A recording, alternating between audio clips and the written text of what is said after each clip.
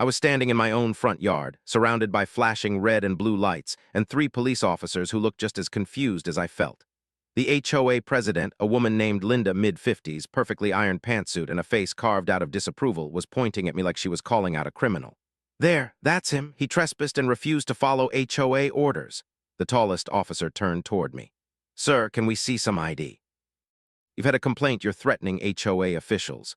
I let out a slow, disbelieving laugh. "Threatening? I literally told her I'm not part of their HOA, that's all." Linda's jaw dropped. "Oh, you will be. Everyone in this community answers to me."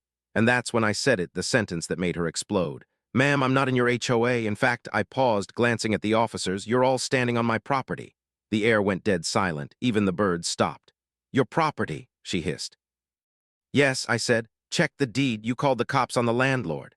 The officers exchanged looks, clearly realizing something was off. One of them leaned closer. "Wait, landlord, you own this lot?" I nodded. "And in about a week, I'll own theirs too." Cue the dramatic music. Rewind 3 weeks earlier. I had just bought a foreclosed plot on the edge of Oakwood Estates, a fancy suburban neighborhood with a nasty reputation for their HOA. People online called it Hellwood. I thought it was exaggerated until I met Linda. From the day my truck rolled in, she was on me. The first morning, she stormed up the driveway shouting, "You can't have that trailer parked here. HOA rules." I wiped my hands on my jeans. "Actually, this property isn't in your HOA zone." "Yes, it is. Don't try to play games with me, young man." "Then show me the paperwork," I replied calmly, her lips thinned. "You'll regret your tone. We keep this neighborhood orderly. We don't tolerate outsiders." "Outsiders," I repeated. "Lady, I literally live here now." She took out her phone. "Fine, I'll call the authorities. You'll learn." And she did, right there on speaker in front of half the street. She called the police to report a trespasser. I could feel everyone watching through their blinds. One neighbor even whispered, "Oh, she's doing it again." The cops arrived 10 minutes later, polite but puzzled. "Ma'am," one officer said, "this isn't an HOA-enforced zone. He's not breaking any laws." Linda's face turned crimson. "That's ridiculous. We voted to expand last year." "Then you voted for something you don't own," I said, "because my title says otherwise." She glared at me, shaking. "You'll be hearing from our lawyer." "Looking forward to it," I replied, and that's when I decided if she wanted a legal fight, she was going to get one. Fast forward to a week later. I was at the county auction, flipping through the listings when I saw something that made my heart stop. Oakwood Estates HOA common property, delinquent on taxes, available for purchase. They had failed to pay their property tax for the communal land, the park, the entrance sign, and their HOA office shed. I did some quick math. The price? Less than the cost of 1 month of their ridiculous HOA dues. So I bought it, every square inch. One signature, one payment. One delicious moment of poetic justice. And now, standing in my driveway as Linda yelled at the police, I just smiled. Because in that exact moment, a courier pulled up, stepped out with an envelope, and handed it to her. "Delivery for Oakwood HOA," he said. She tore it open and froze. Her eyes darted from the papers to me, her voice trembling. This can't be real. You bought our land." "Not just your land," I said softly. "Your office, your playground, and that fancy sign at the front that says private property, HOA members only. Guess what? Now I own it." The officers were trying not to laugh. Linda stammered, "This is harassment. You can't." "Actually," the officer interrupted, "he legally can. Looks like he's your landlord now." The moment was pure silence, then one of the neighbors started clapping. That's when Linda snapped. "This isn't over," she screamed. "We'll sue, we'll take this to court." I smirked. "Please do, I'll see you there on my property." "What would you do if your HOA tried to arrest you on your own land? Would you walk away or fight back like I did? Because trust me, this was just the beginning." Linda wasn't going down without a war, and the courtroom was next. The letter in Linda's hand trembled like she was holding a live snake. Her perfectly manicured fingers clenched tighter around the paper as her eyes darted between me, the officers, and the small crowd of neighbors that had gathered. "You can't buy HOA property," she finally shouted. "That's public land." The officer beside her raised an eyebrow. "Ma'am, HOA land isn't public, it's private, and apparently this gentleman now owns it." You could see her mind crack. For someone who'd spent years controlling others, she suddenly had none. She stomped toward me, her voice quivering with rage. "You think this is funny? You think you can just walk in here and destroy a community?" I looked her dead in the eyes. "You already did that yourself, Linda. I just made it official." That line, it spread through the neighborhood like wildfire. That night, my phone buzzed nonstop. Some of the neighbors who'd once looked terrified of Linda were suddenly texting me, thanking me, even offering to help maintain the park I now technically owned. But others. The hardcore HOA loyalists, they were furious. A guy named Craig, Linda's right-hand man and self-proclaimed security officer, left a note on my door. Enjoy your little victory. You'll regret crossing us. We'll see you in court. I smiled when I read it because I wanted them to take me to court. They didn't realize it yet, but they were about to bury themselves. 2 weeks later, a thick envelope arrived, Oakwood Estates HOA versus Daniel Reeves. Yep, they'd actually done it. Their claim. Unlawful acquisition of community property and defamation of the HOA president. I couldn't help but laugh. Defamation. For exposing that they didn't pay taxes, please. So I hired a lawyer, Rachel, a sharp, fearless woman who'd previously dealt with HOA abuse cases. When I explained everything, she smirked. This, she said, is going to be fun. We gathered every receipt, every legal document from the auction, and even copies of the county assessor's maps showing the HOA's unpaid taxes. Rachel leaned back in her chair, tapping her pen. They're walking into their own trap. They're suing you over land you legally bought after they neglected to pay. Once we file a counterclaim, they'll owe you damages. I grinned. Let's make it happen. The courtroom was packed the morning of the hearing. Neighbors filled the back rows like it was a live TV show. Some whispered bets on who would win. Linda strutted in wearing a navy blue blazer and fake pearls, her lawyer trailing behind her, a man who looked exhausted before the trial even began. When she saw me, she glared, whispering to Craig, "He won't be smiling for long." Rachel leaned toward me. "You ready?" "More than ever." The judge entered. Case number 22184, Oakwood Estates Homeowners Association versus Daniel Reeves. Linda's lawyer stood first. Your Honor, the defendant has unlawfully acquired property intended for communal use by the HOA and has caused emotional distress and reputational damage to our president, Ms. Linda Carver. The judge raised an eyebrow. "Do you have proof this land was illegally acquired?" The lawyer cleared his throat. "Well, not illegal, but..." "Then what exactly are you suing for?" Before he could answer, Rachel stood. Your Honor, my client legally purchased the property at a county auction after the HOA failed to pay its taxes for 3 consecutive years. We have certified deeds, payment receipts, and correspondence from the county confirming ownership. Additionally, the HOA president's actions, including calling the police on my client for being on his own land, constitute harassment and public defamation. Linda gasped. "That's not true. He embarrassed me in front of the entire neighborhood." The judge looked unimpressed. "Ms. Carver, that's not defamation, that's embarrassment and self-inflicted from what I'm hearing." The courtroom chuckled. Linda's lawyer looked like he wanted to disappear. Rachel continued, sliding documents across the table. "Here, Your Honor, is a copy of the tax lien notice sent to Oakwood Estates HOA, unpaid for 3 years, and here's the property transfer deed signed and sealed." The judge examined it. "Seems clear to me," he said finally. "Mr. Reeves legally owns the land. HOA has no claim." Linda shot up from her seat. But he can't. That's our community, our park, our..." The judge cut her off. "Your organization neglected to maintain legal ownership. You can't retroactively claim property you lost due to negligence." Linda's face drained of color, then Rachel smiled sweetly. "One more thing, Your Honor. We're filing a counterclaim for harassment, legal fees, and defamation." The judge nodded. "Accepted. We'll reconvene next week for judgment." And just like that, the HOA, her pride and joy, was hanging by a thread. When we stepped outside the courthouse, half the neighborhood was waiting. Reporters even showed up. Apparently someone had leaked the story online. "Hey, are you the guy who bought the HOA?" a journalist shouted. "Sort of," I said with a grin. "They forgot to pay taxes. I just took advantage of the system they abused." The crowd loved it. Linda stormed out moments later, cameras flashing around her.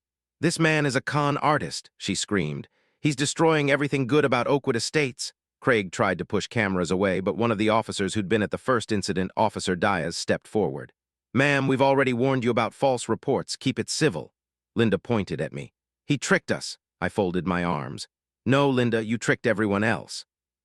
You thought your HOA could bully anyone, but not this time." The crowd started clapping again. Someone even shouted, "Landlord Danny for president." She spun around, furious, and drove off, tires screeching.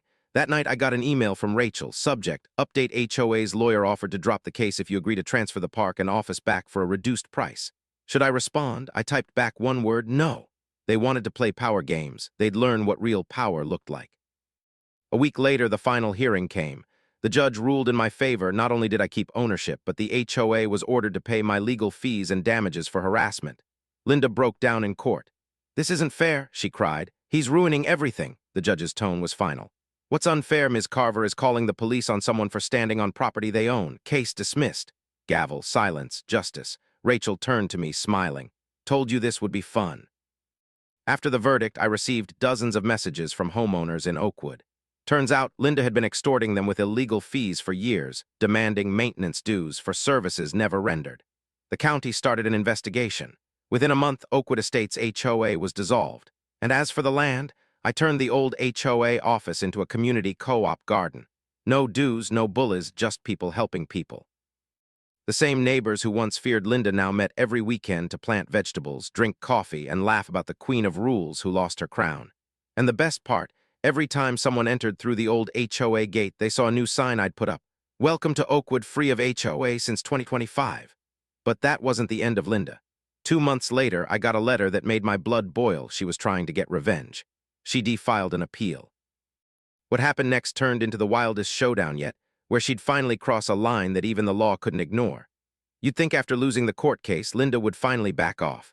Most people would take the loss, maybe move on, maybe even apologize. But this was Linda Carver, the woman who thought rules only applied to everyone else.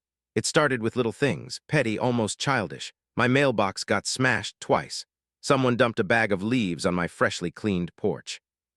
And one morning I found a handwritten note taped to my truck windshield.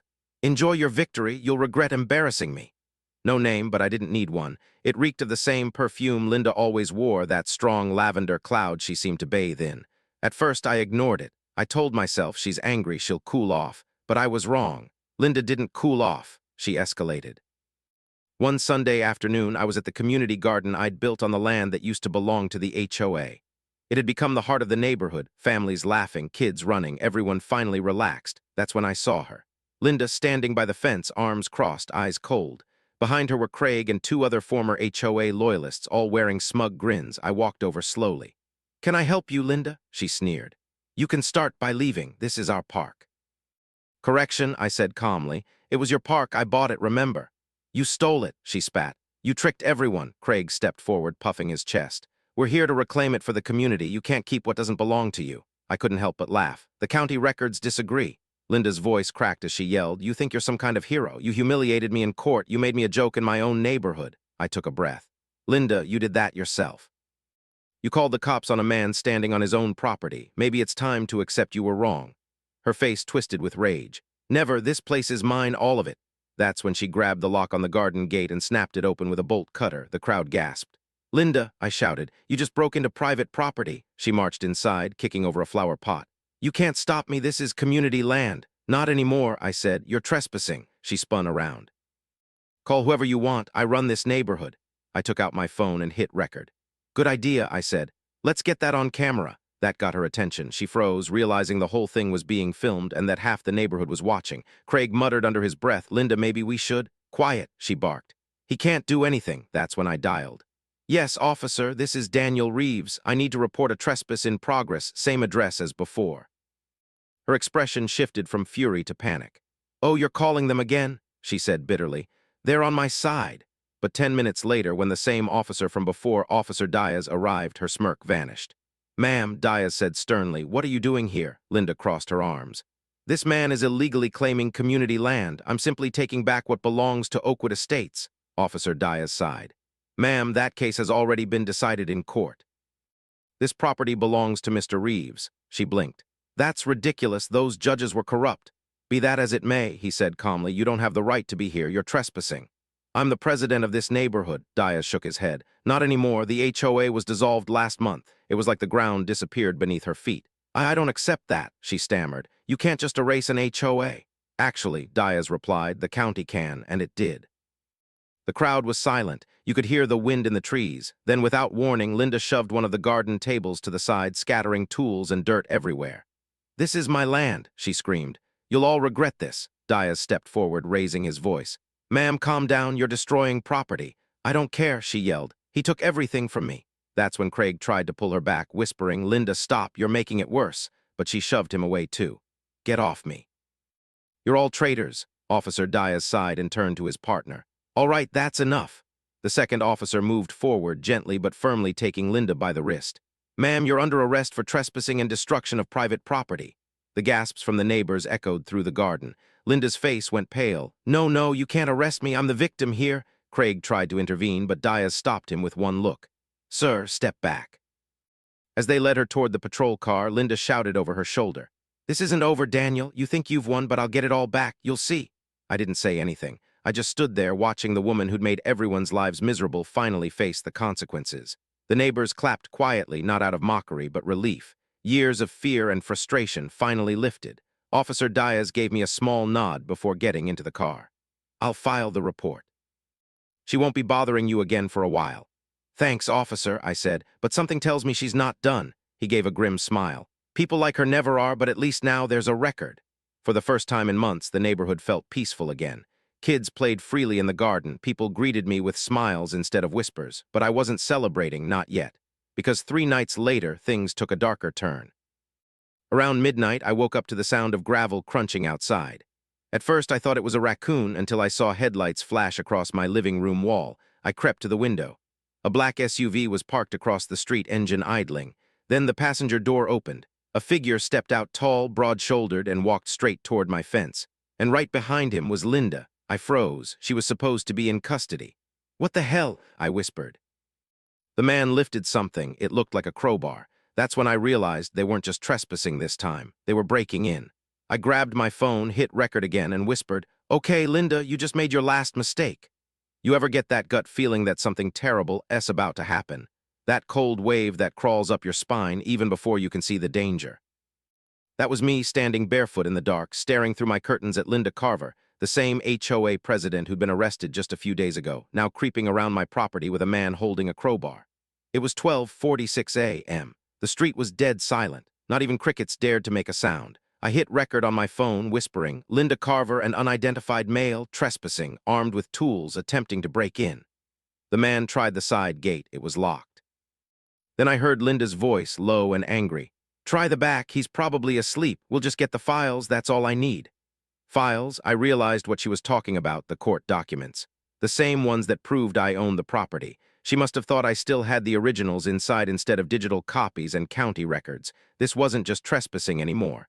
This was burglary. I backed away from the window and dialed 911. 911, what's your emergency? This is Daniel Reeves, Oakwood Estates, the same address from last week. The woman you arrested, Linda Carver, she's back, trying to break into my property with an accomplice. Stay on the line, sir. Officers are on their way. Meanwhile, outside, I could hear Linda's voice rising. "Come on, hurry up. The security lights will come on any second," the man grunted. "I told you this isn't a good idea. Shut up and do it," she hissed. The metallic clink of the crowbar echoed in the night, followed by a crack. My back gate split open. My heart was pounding, but I kept filming. They moved into the yard, Linda's flashlight cutting through the darkness, landing right on my back door. "That's it," she whispered. "He keeps everything in the study. I saw him bringing boxes in last month." "Boxes," I muttered. "That's gardening tools, you lunatic." Then I saw her reach into her purse, and my stomach dropped. A key. She had a key to my house. I crouched behind the kitchen counter, watching through the side window as she jammed it into the door. It didn't fit, thank God, but the fact that she even tried told me she'd gone from delusional to dangerous. The man later I'd learn his name was Rick muttered, "He's filming us, I swear. There's a camera over there." Linda whipped around, flashlight glaring against the house walls. "Then smash it, smash all of them." She hurled a rock at my motion light, glass shattered. That was it. I'd had enough. I yelled from inside, loud enough to startle them. "Smile, Linda, you're live on camera again." Her head jerked toward the window. "You," she screamed. "You ruined me." "Keep talking," I said. "The cops are listening." The screech of tires echoed from down the street. Flashing blue lights bathed the neighborhood in chaos. Linda froze. Rick dropped the crowbar. Within seconds, 2 squad cars pulled up. Officers jumped out, guns drawn but calm. "Hands up, both of you." Rick complied immediately, dropping to his knees. But Linda, no, of course not. She backed away, yelling, "This is my neighborhood. He doesn't belong here. You don't understand." Officer Diaz, yes, the same one again, sighed deeply. "Ma'am, we've been through this. You can't keep doing this." "I just needed proof," she pleaded. "He tricked the county. He forged papers." Diaz shook his head. "The county verified everything. You're trespassing again, and this time it's breaking and entering, a felony." She stumbled back as he approached.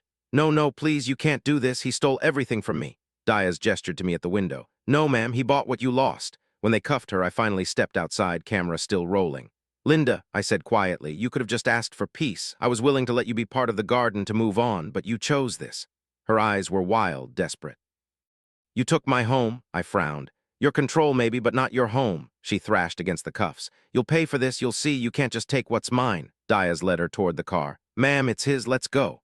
As they shoved her into the back seat, she kept yelling through the window, "This isn't over, Daniel. You'll regret this. I'll sue you for everything." Rick, the accomplice, was shaking as officers questioned him. I didn't know she was serious, he mumbled. Said it was just about picking up some documents. I didn't want to break anything. Diaz sighed. You're still facing charges, son. You should have walked away when she did. The man nodded quietly, defeated. When they drove away with Linda screaming from the back seat, the neighborhood erupted. Curtains opened, phones came out, and one of my neighbors, an older woman named Marlene, walked up to me with tears in her eyes. She's been terrorizing us for years, Marlene said softly. You finally stopped her. I shook my head. I didn't stop her, Marlene. The law did. Later that night, as I gave my statement, Diaz told me something that made my stomach twist. By the way, he said, flipping through his notebook, the key she tried to use, we ran a serial check. Turns out it's a copy of one from the old HOA maintenance shed, the one you own now. She must have kept a set. I exhaled slowly. She's obsessed. She's desperate, Diaz replied, and desperate people make mistakes. Good thing you had those cameras. He looked me dead in the eye. If you hadn't called when you did, this could have gone way worse. 2 days later, the story hit local news. Former HOA president arrested for breaking into property she once ruled. My video, went viral online. Millions watched Linda's meltdown. The comments were brutal. Classic HOA Karen energy. She called the cops before, now she is the criminal. Dude just reversed the entire HOA. Part of me felt bad, but only for a second. Because the piece that followed was something Oakwood Estates hadn't seen in years. No more fake fines. No more late-night complaints about grass height violations. Just people finally living free. But Linda wasn't done. Even behind bars, she had one last card to play, a secret she'd been hiding that could drag me right back into chaos. I found out about it the next morning, when I received a certified letter marked, Notice of Civil Claim, Carver versus Reeves. She was suing me again from jail. And this time she'd found a new ally. I thought that after being arrested for trespassing and destruction of property, Linda would finally disappear from my life. But 3 weeks later, I found out she wasn't done. Not even close. One morning, I opened my door to find a man in a gray suit holding a clipboard. He didn't say much. Daniel Reeves? Yeah. He handed me a thick envelope. You've been served. Inside were over 30 pages of legal paperwork, a lawsuit, filed by none other than Linda Carver. She was suing me for fraudulent acquisition, defamation, and emotional distress. I actually laughed out loud. She was suing me from jail. But then I noticed something strange at the bottom of the page. Filed by Mason and Herrick, PC, her ex-husband's law firm. That's when I realized this wasn't just a lawsuit. This was personal. I called my attorney, Susan Miller, right away. She was calm as always, flipping through the papers with a smirk. She's suing you for emotional distress after she was arrested for trespassing. Exactly, I said. Susan chuckled. And she's claiming you forged HOA auction documents? That's bold. She's desperate, I told her. She lost the HOA, her power, her reputation. Now she's trying to drag me down with her. Susan leaned back. Then let's make sure this backfires spectacularly. A few weeks later, I walked into the same courthouse where Linda's previous case had ended. She was there, sitting at the plaintiff's table, perfectly dressed, with her hair in a neat bun and a smug smile plastered on her face. For someone who'd been behind bars, she looked surprisingly polished. Next to her was a lawyer, tall, slick, and whispering in her ear. When she saw me, she gave me this slow, cold grin, like she already thought she'd won. The judge entered the courtroom, and we all stood. It felt like déjà vu. Case 5221, the clerk announced. Carver versus Reeves. Linda stood confidently. Your Honor, I'm seeking justice for the theft and emotional damage Mr. Reeves caused. He manipulated a property auction, forged documents, and humiliated me publicly. Her tone was perfect, practiced, almost rehearsed. Then the judge turned to my lawyer. Ms. Miller. Susan stood calmly, holding a folder thicker than a phone book. Your Honor, we have every title document, tax receipt, auction verification, and even video evidence showing Ms. Carver's repeated harassment, trespassing, and destruction of private property. Linda immediately slammed her hand on the table. Objection, that's unrelated. The judge raised an eyebrow. Ms. Carver, you're alleging fraud in property ownership. His evidence is entirely relevant. Linda sat back down, her face twitching with anger. Susan began laying out our evidence one piece at a time. First, she handed the court certified copies of the property deed. Then the county's auction record complete with timestamps, signatures, and video verification. Linda tried to cut in, saying, That's fake, I never signed that transfer. Susan smiled faintly. Of course you didn't. The county did. You lost the land through delinquent dues. The HOA never paid taxes under your leadership. The judge peered over his glasses. Is that true, Ms. Carver? Linda swallowed hard. It's complicated. We had maintenance costs, landscaping, Susan interrupted smoothly. About that, here's the HOA's own financial report obtained legally through public record. Over $30,000 listed as maintenance, all paid to LC Property Services, LLC. The courtroom went quiet. Linda froze. Susan's voice was steady. And that company, Your Honor, is owned by Ms. Carver herself. You could feel the energy shift instantly. The judge's eyes narrowed. Ms. Carver, he said slowly, did you use HOA funds for personal gain? Linda's voice cracked. No, that's not what this is. Those were legitimate expenses. Susan leaned forward. Then why were those funds transferred directly into your personal bank account? Linda's jaw clenched. Her lawyer whispered something to her, but she ignored him. This is a setup. She snapped. He's manipulating the system. He's obsessed with destroying me. The judge sighed deeply. Ms. Carver, unless you can present factual evidence to support your claims, I suggest you stop talking. The final blow came when Susan played the security footage. The one from the night Linda and that man showed up at my property with a crowbar. The video filled the courtroom monitors. Linda's voice was loud and clear. You think you can take everything from me? This is MY land. The footage showed her trying to climb my fence before the cops arrived.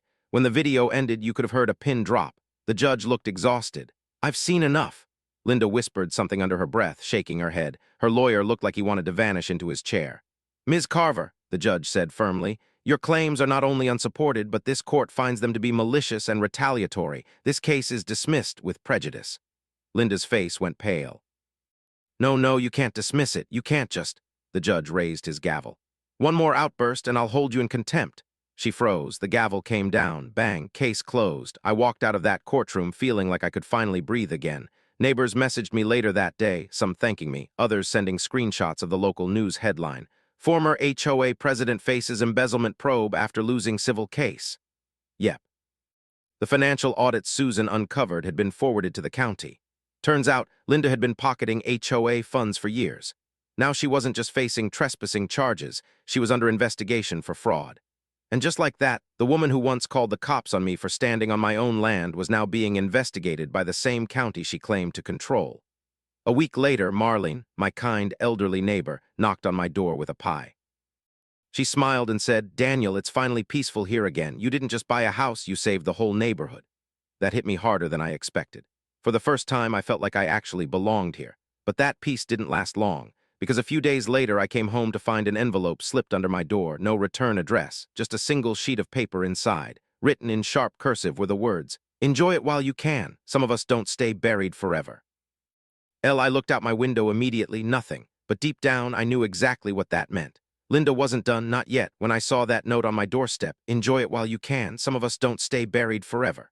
My stomach dropped. I thought maybe it was just another one of her mind games. Maybe someone mailed it for her from jail. But 2 days later, I learned the truth. Linda Carver had escaped custody. It was all over the local news that morning. Former HOA president and fraud suspect escapes county transport, police searching for suspect. My coffee cup nearly slipped out of my hands. She'd been on her way to a pre-trial hearing for the embezzlement case when her transport van stopped for a supposed medical issue. She faked a fainting spell, managed to slip her cuffs loose, and ran into a wooded area off the highway. The police called it a controlled search area. But everyone knew what that really meant. She was gone. I sat at my kitchen table in silence. It had been months of chaos, police, lawsuits, court hearings, and I'd finally felt like life was returning to normal. Now I wasn't just angry, I was scared, because I knew Linda wasn't the kind of person to run away quietly. She was the kind to finish things. That night, I checked my cameras 3 times, locked every door, even installed extra motion lights along the driveway. Still, I couldn't shake the feeling that someone was watching. Then just past midnight, my phone buzzed, motion detected, backyard gate. My blood froze. I tapped the live feed, and there she was, standing under the glow of my security light, hair messy, clothes dirty, but unmistakably Linda Carver. She looked straight into the camera and smiled. I called 911 immediately, but before the operator could finish asking my address, Linda stepped closer to the lens and whispered, You took everything from me, Daniel. Now I'm taking it back. Then the screen went black. She'd cut the power. The next minute felt like an eternity. I grabbed my flashlight and baseball bat, heart pounding so loud I could barely hear. I moved toward the back door slowly. That's when I heard it, the faint creak of wood from the porch. Someone was out there. Linda, I shouted. You need to leave now, the cops are on their way. No answer, just the sound of wind through the trees. Then from the darkness, call them, they can't protect you forever. My grip tightened. She wasn't bluffing, she was taunting me. I ran upstairs to grab my phone charger when I caught something out of the corner of my eye. The window across the street, my neighbor Craig's old house, a flicker of movement. I zoomed in through the blinds. There she was again in his backyard this time. That's when I realized she wasn't there for me. She was going after the people who had turned against her. I told the dispatcher, she's not just targeting me, she's in the neighborhood. Within minutes, police sirens filled the night.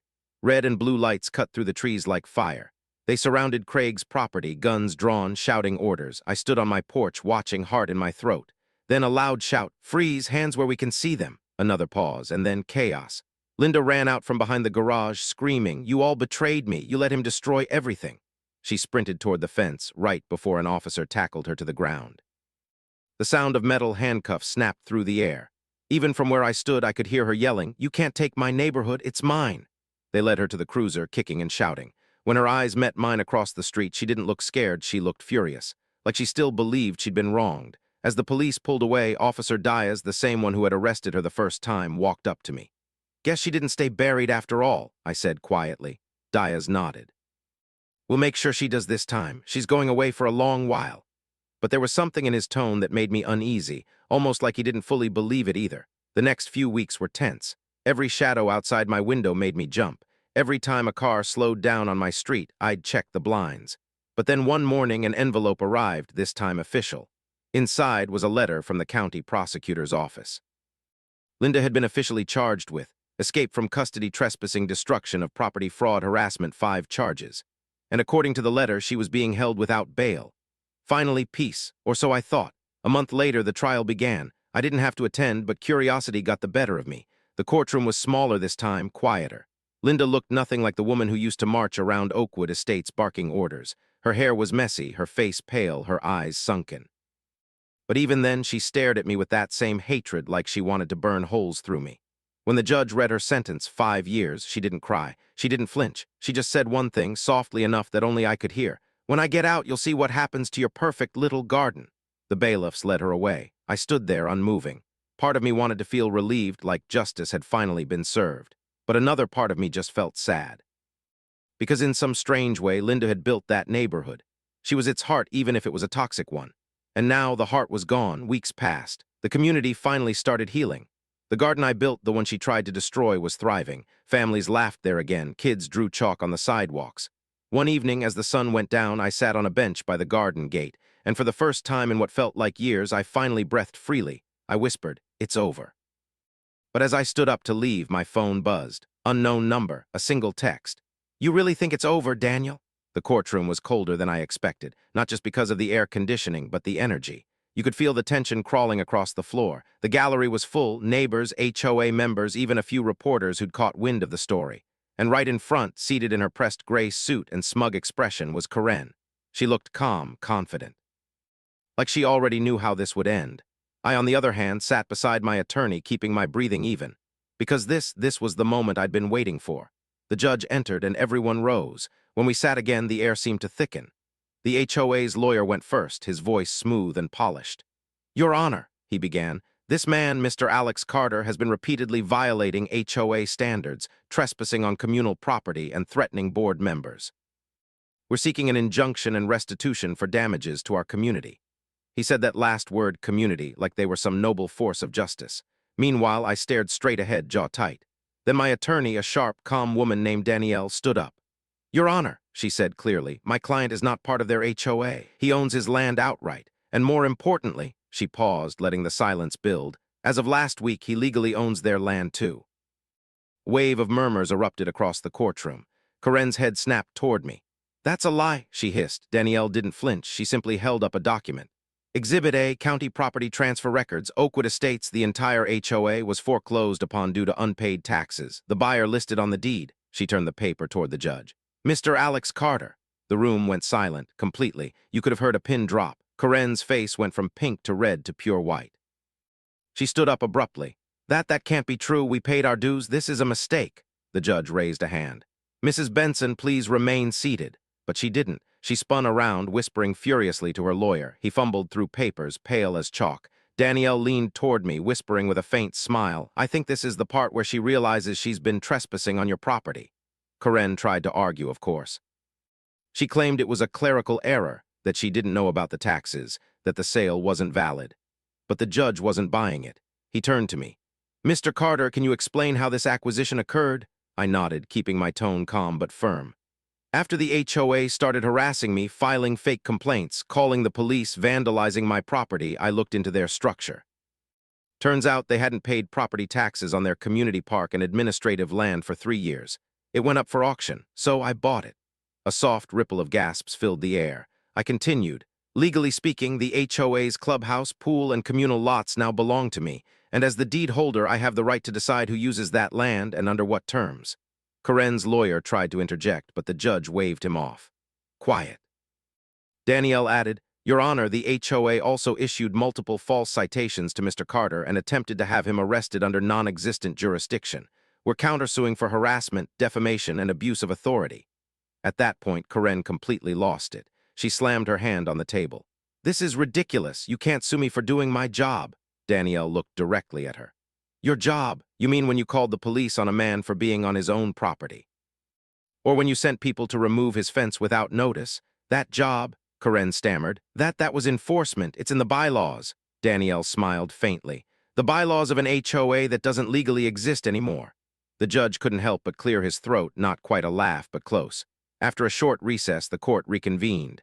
The judge gave his ruling. He dismissed their case with prejudice, meaning they couldn't try again, and stated clearly that I was not, nor had ever been, under HOA authority. But then came the kicker. He also ruled in favor of my counterclaim. The HOA and its president were found liable for harassment, defamation, and trespassing. The damages, enough to make Karen's jaw fall open. Mrs. Benson, the judge said sternly, you have grossly misused your authority and caused significant harm to a private citizen. This court orders restitution in the amount of $48,000 to Mr. Carter. The sound of the gavel hitting the block was the most satisfying thing I'd ever heard. Karen shouted something about appealing, but her lawyer was already packing up, shaking his head. He knew it was over.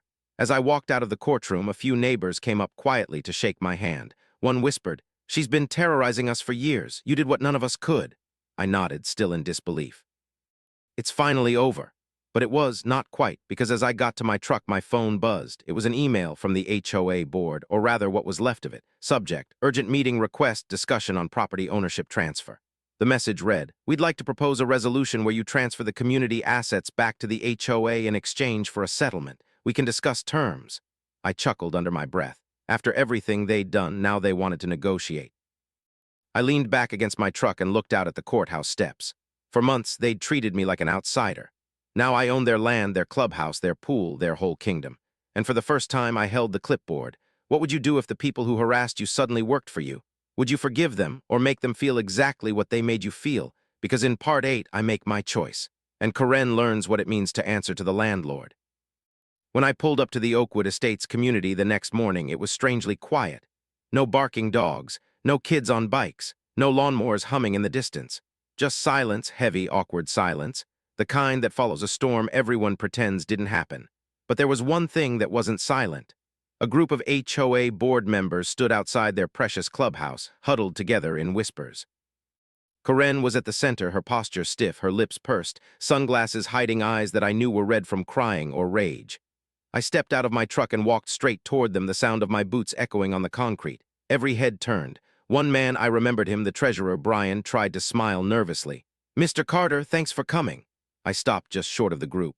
You wanted to meet? Karen's jaw tightened. We're here to negotiate, Alex, she said, forcing the words out like they hurt. There's been confusion, but we think we can work out a solution that's fair to everyone. I raised an eyebrow. Fair? You tried to have me arrested for standing on my own land. Her voice went brittle. We were misinformed, and you vandalized my fence, I interrupted. Filed fake violations, harassed me for weeks. Those were procedural errors, she snapped. This isn't personal, I smirked. Oh, it's very personal. Brian stepped in quickly. Please, everyone, let's stay calm. The community's been in chaos since the ruling. We just want to move forward. Fine, I said. Let's talk. Inside the clubhouse, my clubhouse now, they'd set up a folding table like it was some kind of boardroom meeting. Funny thing was, all the framed HOA certificates on the wall now technically had my name on them as the property owner. Karen tried to take the head chair. I let her sit. Just to see what she'd do. Brian cleared his throat. We'd like to propose that you sell the communal land back to the HOA for a fair price. We can raise funds, maybe through resident contributions. That way everyone keeps access to the park, the pool. And the power, I said flatly. Silence. No one spoke. Karen shifted in her seat. Alex, I understand you're angry. Oh, you understand? I leaned forward, voice calm but sharp. You called the police on me in front of my neighbors. You spread rumors that I was dangerous. You treated me like dirt because I didn't fit your little HOA fantasy. And now, suddenly, you understand? She opened her mouth, then closed it again. Brian tried again. If you don't sell, the community loses those spaces. Kids won't have a playground. Families won't have the pool. You'll be punishing everyone because of her mistakes. For a second, that hit me. He was right, not everyone in this neighborhood was awful, but I also knew something he didn't. I'm not punishing anyone, I said quietly. I'm fixing it. 2 weeks earlier, before the court date, I had quietly filed paperwork to dissolve the HOA entirely and reclassify the communal land under a new management entity, one that I controlled. I called it Oakwood Commons LLC, meaning if they wanted access to their precious amenities, they'd pay me, not the HOA. No forced dues, no bullying, just a fair rental and maintenance system. I stood, pulling a folder from my bag. Here's how it's going to work, I said. The HOA is officially dissolved. I'm converting the clubhouse, pool, and park into publicly accessible spaces managed by my company. Residents can subscribe voluntarily if they want to use them. Corinne's face went scarlet. You can't do that. Actually, I said, holding up the county letter, I can, and I did. Brian leaned forward, scanning the document. His mouth fell open. He's right, it's legal. Corinne's voice cracked. You're turning our community into a business. I gave her a thin smile. That's one way to put it. Another way, I'm ending the tyranny you built. Outside, a small crowd had gathered, curious neighbors who'd heard about the meeting. They looked anxious, hopeful, afraid. I stepped out and addressed them directly. I know a lot of you hated how things were run, I began. You paid fees you couldn't afford. You got fined for leaving your trash cans out too long. You were told how to paint your own houses. That's over. A murmur spread through the group. Corinne came storming out behind me. He's lying. He wants to profit off you. I turned to her. You mean the same way you did, charging people violation fees to fund your wine parties? The crowd went quiet. Someone laughed nervously. Then another person muttered, he's not wrong. And just like that, her power cracked. The control she'd held for years gone in seconds. You'll regret this. She shouted, voice trembling. You're ruining everything this neighborhood stood for? I stepped closer, lowering my voice so only she could hear. No, Corinne, I'm saving it from you. Days passed, and the news spread fast. Oakwood Estates was no longer an HOA. It was now Oakwood Commons, privately owned, open, and optional. The first week, half the neighborhood signed up voluntarily. They said it was the first time they'd felt free to make their own choices. The second week, Corinne's former board tried to organize a protest. It fizzled out when no one showed up. By the third week, she was gone, her house listed for sale. Rumor was she'd been hit with a restitution payment and couldn't afford to stay. I won't lie, part of me felt satisfaction, but another part just felt relief. I sat on the clubhouse steps one evening watching the sunset over the newly opened park. A few kids played soccer in the grass. A family barbecued by the pool. The laughter carried across the breeze, light and easy. For the first time, the place actually felt like a community. My neighbor, Brian, walked up beside me. You really turned it around, you know, he said. Didn't think you'd go this far. I smiled faintly. Sometimes you have to burn the rule book to build something better, he chuckled. Corinne sure didn't see that coming. Yeah, I said softly. She called the cops on me for living here. Now she'd get trespassing charges if she tried to walk through. As the sun dipped below the trees, I took a deep breath. All the stress, the shouting, the fear gone. All that was left was peace and maybe a little poetic justice. Before heading inside, I checked my phone. Hundreds of comments flooded my inbox from people online who'd followed the story after the local news picked it up. You're a legend for standing up to that HOA. Finally, karma hits back. What would you have done in his shoes? I smiled. Maybe this wasn't just about revenge anymore. Maybe it was a reminder for every neighbor, every homeowner, that power only works when people let it. But just as I turned off the lights and locked up, I saw movement near the fence line. A car idling, headlights cutting through the dark. A figure stepped out, short blonde hair, sunglasses even at night. Corinne. She stared at me from the edge of the property. Then, without a word, she slipped an envelope through the gate and drove off. I picked it up. Inside was a single sheet of paper, a legal notice. Notice of intent to reclaim ownership, filed by former HOA president Linda Benson. I exhaled slowly, smirking. Round two, huh? The game wasn't over yet. What would you do if your old enemy tried to fight back after losing everything? Would you keep the peace or show them once and for all who's really in charge? The next morning, I stood at my kitchen counter holding that letter in my hands, the so-called notice of intent to reclaim ownership. I couldn't help but laugh. After everything, the cops, the court, the public humiliation, Corinne still wasn't done. But what she didn't realize was that by sending this, she had just made her final mistake. Because I'd already predicted she'd try something desperate. And this time, I was ready. 3 days later, Corinne showed up with her lawyer again. Same blazer, same sunglasses, same brittle smile that said, I will win or die trying. They met me right outside the clubhouse, my clubhouse, with a stack of papers in hand. Mr. Carter, her lawyer began smoothly, my client is offering you a generous proposal. She's willing to repurchase the Oakwood property and restore the HOA at fair market value. I crossed my arms. You mean she wants to buy back what she lost because she didn't pay taxes? Corinne's lips curled. Call it what you want. The community deserves order again. Order? I raised an eyebrow. Is that what you call extortion and harassment? Her voice went sharp. You've turned this neighborhood into chaos. Trash cans on the street, mismatched paint colors, people don't even mow on schedule anymore. Good, I said flatly. That's what freedom looks like, she scoffed. Freedom, you're running this like a business, charging people fees to use their own pool. Voluntary fees, I corrected. No threats, no fines, no Karens. Her lawyer cleared his throat. Regardless, Mr. Carter, this is a legal notice. If you refuse to sell, we'll pursue reclamation through county court. You'll lose money, time, and public goodwill. I smiled faintly. You should probably sit down before I tell you what's in my folder. I pulled out a binder thick with documents. See, while you were drafting your little notice, I said, flipping it open, I was finalizing a partnership agreement with the county. Corinne frowned. What partnership? The Oakwood Redevelopment Initiative, I said.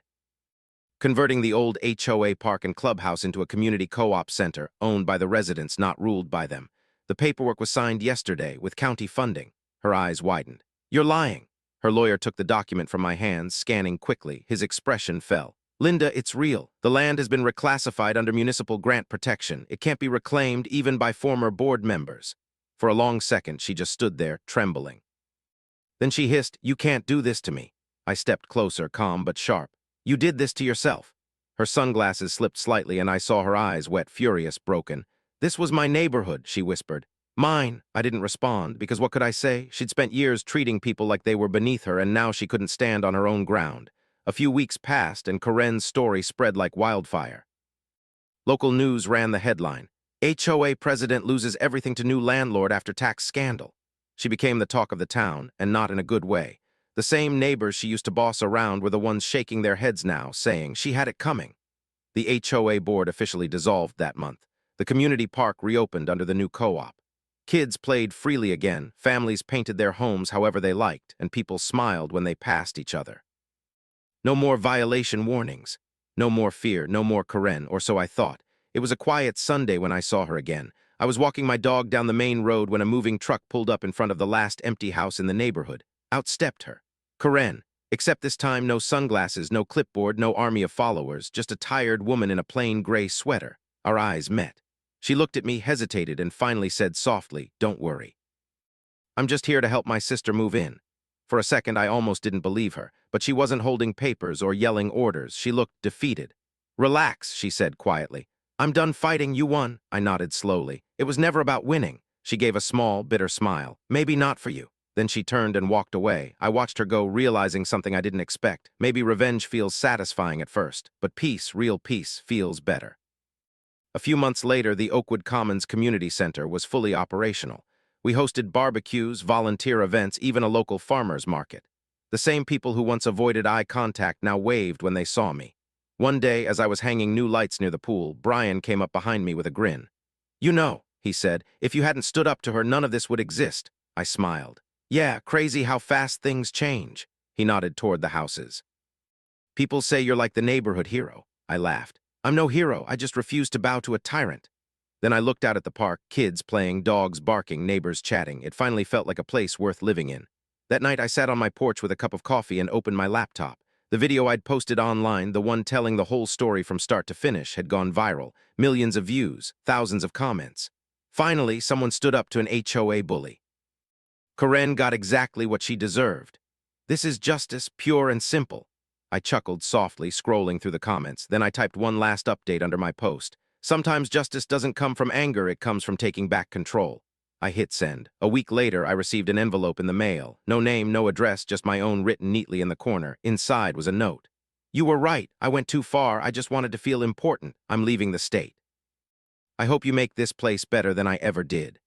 Corinne, for a long moment, I just stared at the note. Then I folded it carefully and set it aside. Not out of pity, but closure, because it was over. Finally, truly over. That weekend, I walked through the park as the sun dipped below the trees.